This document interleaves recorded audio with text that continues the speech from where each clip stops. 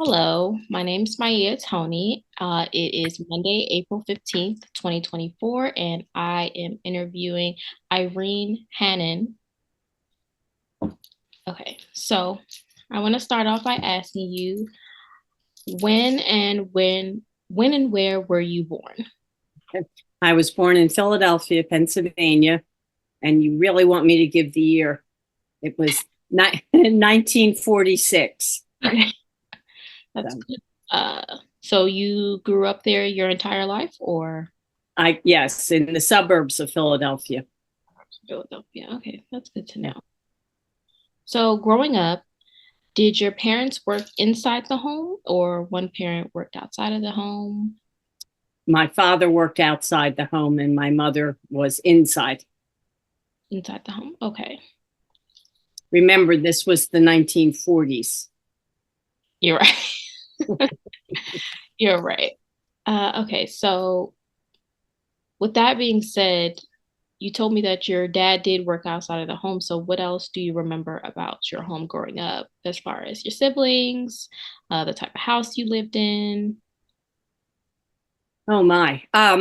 Well, I have one sibling, a sister, but she's 7 years younger than I am. So my mother often said she raised two only children because we were far enough apart as youngsters that we really were, in different phases or stages of growing up. We've become quite close as adults, but it was, a difficult growing up with that much space in between us. But yeah, we grew up in a suburban community with, very, very nice homes, comfortable growing up. Um, I was able to go to the same school for 13 years, kindergarten to 12th grade. That was a private school run by the Sisters of Mercy. Happens to be the same school that President McGuire attended. So President McGuire and I have that as well as many things in common. And as a result, I was blessed to have friends and not have to meet new friends at every stage of, people who go to one school, another school, eventually get to high school. I basically was raised with the same friends, same families for most of my growing up years. So I always thought that an advantage. It was a non-disruptive growing up. So, again, I think it was an advantage, the lifestyle that I had. That's nice to know. Yeah, So, I know that you just said that you grew up K through 12, same friends, probably right. same professors. Can you give me a little bit more insight into like your teenage years? Like, what was it like when you started ninth through 12th grade and like your transition into Sure. college? Well, the school I attended, K through 12, was all girls.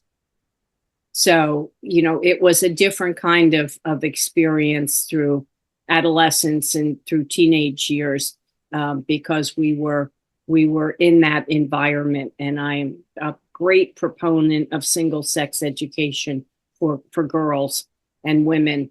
Part of that was, my interest in Trinity because it would be a continuation of the educational style and system that I had grown up in.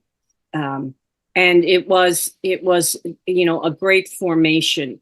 The cliche is, well, you weren't distracted by having boys, and that certainly is true, but we also could concentrate on what it was we were learning and not have any kind of rivalry or gender competition that sometimes can have a negative effect, not always but possibly, on the style in which girls learn, the way in which they can tap into opportunities. My student council was all girls. The play was basically all girls. We brought a few boys in when necessary, but the athletic teams, we had full teams of all girls. So it was a lovely and I think very formative way to be educated as a, youth and a teenager. And I think was very important in my, my adult formation as well. That's nice. That's good. So, throughout your years attending your all-girls school, what did you want to be when you grew up? Like, did you have any certain career ambitions? Oh, sure. I always wanted to be a United States Senator. Oh, really? Yeah. Is that specific enough for you? Yes. Um, and I was a political science major at Trinity. So being in Washington, having an ambition to be United States Senator, and being able to avail myself of the political science department at Trinity was terrific. I mean, it just was exactly what I wanted. And, I was able to pursue that ambition, with everything that Trinity and Washington had to offer me. That's good. So you did you want to be a senator for your home state or Yeah, well, okay, there aren't any for Washington, unfortunately, but yes, for Pennsylvania. Pennsylvania? Yeah. Sometimes people want to go to Jersey. You never know. Why would you want to do that? No, I'm just kidding. Okay, so Are you from New Jersey? oh no, that's just the next state over. And I'm like, okay, well, maybe she wants to explore to the, I guess your neighboring state, but Right. of course, you are a Pennsylvania native and you wanted to stay that way. Correct. Yep. So my next question is, what brought you to Trinity? Oh. Well, I'm probably going to give you maybe a different answer than other people you've talked with. I'm a legacy Trinity person. My mother, four aunts, my sister, and two cousins all are graduates of Trinity. So, again, back when I was thinking about college, it was the early 1960s. And in those days, your parents had a very large role in where you went to college, very different than the way decisions are made today. So I was allowed to apply to three colleges that my parents selected. But there was a very clear understanding that I would go to Trinity. The other two were, I guess, so I could say I applied to three schools. I'm not quite sure why, but because of the connection, and the longevity of members of my family going to Trinity. My first aunt graduated in 1928. So, there our connection to Trinity is very long in years. And my father actually served on the board at Trinity. And so, I recently, 2 years ago, well, a year and a half ago, I was honored to receive an honorary degree at Trinity. And I said in my remarks that Trinity has bookended my life. I was raised by a Trinity mother and a father who served Trinity as well. And now I'm on the board. So my whole life has been in some way or other connected to Trinity. That's amazing. Yeah. Okay, so on to our next question. You actually answered this, but were you the first person in your family to attend college? No. Yeah. No. Fortunately, both my mother's side of the family and my father's had believed in education, and particularly education for women, for generations. So no, I was not the first. Thankfully, others did that for me.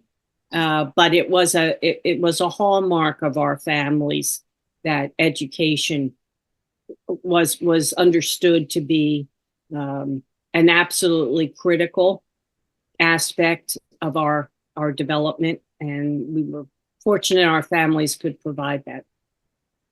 So, next question, how well do you think your high school experience prepared you when it was time to, enter Trinity? Yeah. Yeah. I think, well, I mean, I think you can always be more prepared, but mine was a college preparatory high school. So, we were all expected to go to college. There were 40 girls in my graduating class. And I believe the number who enrolled in college was either 38 out of the 40, might have been 37 out of the 40, but the vast majority did enroll in college. And that was our track. That's what we were being prepared for. Now, I will tell you, when I got to Trinity, I felt better prepared in some areas than others, but I didn't feel I couldn't meet the requirements and the program at Trinity. So again, you see, I've had a blessed life. That's great that you were able to transition smoothly into Mm-hmm. Trinity. Mm-hmm. So, on the topic of Trinity, Yep. how would you describe your experience there? Yeah. In a word, wonderful. To elaborate a little bit on that, it was, the absolute correct setting for me for where I was in my maturity and in my, kind of curiosity about the world and what the world had to offer in those times. So it was, it's probably tried to say life altering, but it certainly was the launching pad for me for everything that followed. That's amazing. Since it was so amazing and you were the red class, correct? The red class, yep. Yes, red class of 1960, 68. 68. Okay, so I know there was a lot going on back then, even today. How would you describe the race relations at Trinity when you were a student? Good question. Of course, I was a senior when Martin Luther King was shot. That was spring of my senior year. And that was, well, what that meant and what that was and what occurred. But at Trinity, it was even, I would say, magnified because it brought the civil rights struggle right to our door. I mean, it wasn't, an academic occurrence. It wasn't something that was long distance or separated from our day-to-day existence. It was right there. And it was at our, what we used to call Easter vacation, spring break time, when it occurred. And we had girls, trying to get to the airport. We had people who we couldn't account for. I was on student council, and student council at that time really stepped up to help because the city of Washington was in just total turmoil. And it was so real, his death, and so it just shook the foundation of everything that we knew up to that point. Now, I wasn't there when President Kennedy was shot. I came the fall after that, but I think it was of the same magnitude. It was just unbelievable in the sense that nobody could believe that just happened. And at Trinity in those days, I was there from 1964 to 1968. We had very few girls of color. We had in my particular class, we had a small handful of girls who came from Africa, and we had a larger number of girls who were Latina. We had several from Cuba, and those were families who migrated from the Castro revolution in Cuba. And we had some girls from Puerto Rico, but that's the extent of how diverse Trinity was in the mid to late 60s. So it's, clearly you leap forward, 40, 50 years, and Trinity, not only looks different, but is different. But for us, we were a product of our own age. We couldn't change that. And Trinity's reputation in those days was it was a regional school with many, many of the girls coming from New England, the Mid-Atlantic states, out to Chicago. So they were white. They were generally very well educated, very well prepared to be a Trinity, and they were homogeneous. We didn't have diversity. Diversity to us meant somebody was from Boston or Chicago. So we had geographic diversity, but we didn't have age diversity. We didn't particularly have much ethnic diversity. We had virtually no racial diversity. So, it was a point in time. It was what Catholic women's education looked like in the 60s. Our competitors, you could go from their campus to ours and nothing would be different. That's interesting. Mm-hmm. Really interesting. So, our next question is: I'm ready. Did you did you have a mentor while attending Trinity all 4 years, or did you ever have a role model here at Trinity, maybe a professor, or it might even have been a roommate? Yeah, it's an interesting question. I would say to you, that's a 2024 question. We didn't articulate what you just articulated in those days. You had more people you might look up to, but you didn't have the interaction at a level that I would describe as a mentoring relationship. I don't know, and I thought about it in advance of this call. I'm not sure when that happened, when there was that openness and that ability to share either common or uncommon experiences with another person in your space. It wasn't that way. One thing I do know, it wasn't that way when we were in school as students at Trinity. So I think the closest thing that I would say to what the question you're asking is, there were two professors in the political science department, both very renowned and very well known. One was the chair. Her name was Dr. Flugel. She was an older woman. Now I look back on that, I think she probably was a lot younger than I am. But she had participated in the formation of the League of Nations as well as the United Nations, and had an international reputation. She was formidable, and we all were in awe of Dr. Flugel. So anytime you could talk to her, or she took a particular interest in you for whatever reason, that was like dying and going to heaven. That was over the top. The other person who I remember so distinctly and had an impact on me was Dr. Kirkpatrick.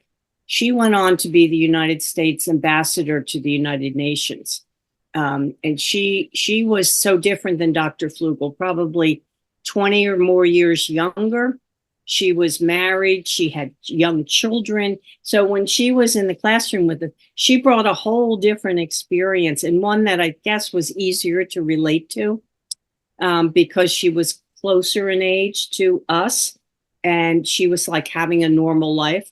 Dr. Flugel, we thought, only conversed with God. I mean, she was so fabulous. But Jean Kirkpatrick was a real person, and we related very well to her. But both had probably significant influence on me, but in different ways. I don't know if that answers your question. Oh, you answered it perfectly. Okay. All right. Good. You answered it perfectly. So, next question. How did those two professors that you just named from the political science department, how did they contribute to your academic and personal growth? Yeah. Well, they were both in different ways excellent teachers. It was a pleasure to take their test. They were so full of information and had such a command of the subject matter that I just always felt like I was a sponge. I couldn't get enough of it. And I think, what that led me to was an increased curiosity about the world, the things that shape the world, and how you can make a difference in the world. Because without being, deliberate in trying to instill that in me, it was a byproduct of the way they taught and the way they commanded their subject matter. So I think I carry that, I hope, with me even today, to remain curious, to never think you have the definitive answer, and that you always want to continue to nurture and grow. That's good to know. So, my next question is, I know that you mentioned when you were in your spring semester of your senior year that Dr. King's assassination really impacted Trinity's campus. Uh, was there another historical event that occurred that may have like moved you or Trinity emotionally? Sure. Well, and I'll give you two, but they weren't events like the King event, because that was, like a bomb went off. I mean, it was just happened with no warning, no, preparation. The other two things that I think are significant and worth mentioning was the Vietnam War, which was ongoing. It was part of the fabric of our life at Trinity. It didn't begin at Trinity when I was at Trinity, it didn't end when I was at Trinity, but it was spread throughout. And that was a very polarizing time. You were either for the Vietnam War or you were against it. And the result of that had tremendous impact. So I think that's definitely, I put that on the list. And the other thing, which has a similar lifespan or a similar developmental framework, was the women's movement, and how that was at its infancy, really, when we were at Trinity. I've often said to groups over the years when I've been asked about my advocacy for women and girls and working hard to advance women and girls, that when I was in college, I always felt I had one foot in one generation and the other foot in a different generation, because I was raised where women who had the opportunity to go to college were there to get a degree so they could complement their husband in his chosen field, to be a well-educated, well-behaved wife. That was with the one foot. But while I was at Trinity, we soundly placed our other foot in the modern world of women being educated to have careers, to make a difference, to pursue opportunities our mothers never had either the opportunity or even the desire to do. So I think that continuum of developments under the umbrella of the women's movement was the other major force that was present, not only for me, but for all the women at Trinity. That's good. That's great that you remember and recognize and can reflect and think back on that. Right. Well, it was very important. Yes. So my next question is, actually, you just actually answered it. How did these moments impact your life and career? There you go. It was a real awakening in the late 60s at Trinity. I mean, we had a very clear sense that we could do anything. That Trinity was giving us all the tools in the toolbox, and that we were going to be unstoppable. We could do whatever it was we put our minds to. And I think that's still true at Trinity. I mean, it's a different set of circumstances. We're different people.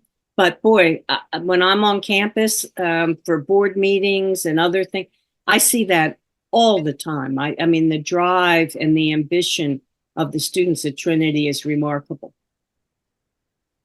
That's good to know. That's so good to know. So, my next question is, after you graduated from Trinity in 68, how like how was your how are you feeling after you got your undergraduate degree, and what did you do after that? Yeah. Well, I think, we probably have this in common. You feel like one chapter of your life was finished. Sadly, it meant leaving Trinity and all the benefits and the experiences that were so positive at Trinity. So, a little scary, a little like, well, what do people expect of me now? A lot of mixed emotions, you know, the leaving, the severing, the ties directly with Trinity. I got a shared apartment with some classmates. I think that was as much a convenience as it was not wanting to let go. We tried to make our apartment like the dorm. And I think that was, an adjustment, of what we're going to do. And people did a lot of things. I mean, some, went on to graduate school, some went to medical law, that kind of thing. So continued the education path. Others, got jobs. A lot stayed in the DC area, worked civil service for the government. I ended up teaching at a Catholic grade school in Anacostia, which was a huge life experience for me. And it crystallized for me that I needed more education. So after teaching there a year, I went back to Philadelphia to pursue a master's degree. So that was kind of my immediate after graduation pathway. That's good to know that you ended up teaching. Well, and it's interesting because my life and career then went full circle, because I did that in 1964, and then 5 years ago, I became the head of all the Catholic high schools in the greater Philadelphia area. So I ran 21 schools, and I thought, wow, that's a long way from teaching fifth and sixth grade in Anacostia, That's amazing. Yeah, full circle. Yes. So, what professional accomplishments are you most proud of? Oh boy. Well, I'll start with the most recent, and that was being CEO for the Catholic high schools. That was just a tremendous passion job for me, because I had over 10,000 students in the schools, and I was really I was and I felt responsible for those students. I wanted them to have success. I wanted them to, be responsible. I wanted them to have resources, and it was my 24/7 work. I would say to my team, if you don't make a difference in one kid's life today, your day was not a success. And it was really about making sure that we had a direct impact on their future and the things that were going to give them opportunity to be successful and to fulfill themselves. So that's something I'm extremely proud of. I think, we didn't solve everything that needs to be done. Half of my schools were inner city schools. The other half were in the suburban counties around Philadelphia. Our schools were very diverse. Our schools were not even half Catholic. So our schools look very much like Trinity does today. And yet we were providing the finest education that we could afford to offer students. So I kept drawing parallels between my work on the board of Trinity and my work on behalf of these high schools, because the similarities certainly were greater than the differences. So that's that phase of my life I'm extremely proud of. Um, Prior to undertaking that experience, I was a commercial banker for almost 35 years. And working for a very large bank afforded me the opportunity not only to work in the community, but also to bring resources to the community. So I was very, very active in all kinds of community organizations. I was on the board of the Urban League. I was on the local as well as the national board of Girl Scouts. I was on the Mayor's Literacy Council. So just to give you an example, those were things that I felt were societally impactful, and I could be a part of that, and I could bring resources from the bank to grow and nurture and help provide resources. So while I did the straight up commercial banking where you make loans and you make interest on people repaying those loans, and it's very much a business, there was also a secondary part of that job that allowed me to make a real difference in the community, particularly focused on girls and women. That's good. So, after all of those accomplishments, all of those wonderful accomplishments that were professional, what were some of your personal accomplishments that you're most proud of? Well, that's easy. I have 4 children, and I was a single mom, so they are my greatest accomplishment. They're wonderful, kind, caring, and happy, happy children. And those 4 children have given me 9 grandchildren, which has just doubled my pleasure. And and I love them all dearly. It's a wonderful family, and I couldn't be more happy or proud of them. That's good. So, with all of those accomplishments from your career, your professional career, your wonderful family and grandchildren, I want to ask you, what kind of legacy do you hope to leave behind? Yeah, that's a big question. And, I don't want it to sound in any way, self-centered or egotistical. I think we're all put here by God for a reason. And I think if we can get close to achieving that reason, that's the best legacy you can leave. And for me, it's about family. It's about my community. It's about my religion, my church. And I want to hopefully leave a legacy that you must participate to make a difference. And you can define that for each individual differently. But for me, that's been the kind of the standard by which I've measured my life. Did I do enough? Could I do more? How do I get, a better outcome? And that's really, at the end of the day, I hope I'm measured on that. And I hope that, I've been successful. That was a wonderful answer. So, as a woman, a graduate of Trinity, Washington University, what do you think the world needs to know about Trinity? Oh, geez, everything, everything. I mean, what Trinity does is so under recognized. The difference that Trinity makes, the dedication, the commitment, the amount of people who believe in Trinity, that's just, it's got to be shouted from the rooftops, because to me, Trinity is very unique.